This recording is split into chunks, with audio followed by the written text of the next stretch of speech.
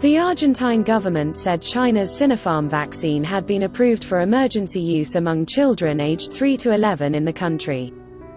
En el día de hoy nos confirma la ANMAT que estamos en condiciones de avanzar para la autorización de uso de la vacuna Sinopharm en pediatría para los niños y las niñas entre 3 y 11 años. Esto es un paso enorme en nuestra campaña de vacunación y se suma a la escalada de vacunación de adolescentes que tenemos planeada para el mes de octubre, poder avanzar. ¿Y cómo seguimos en relación a este punto? Nosotros en Argentina en este momento tenemos en stock casi 10 millones de dosis de la vacuna de Sinopharm. Argentina authorized the emergency use of the Sinopharm vaccine in February this year. Argentine infectious diseases expert Martin Hojman has said that the Sinopharm vaccine is effective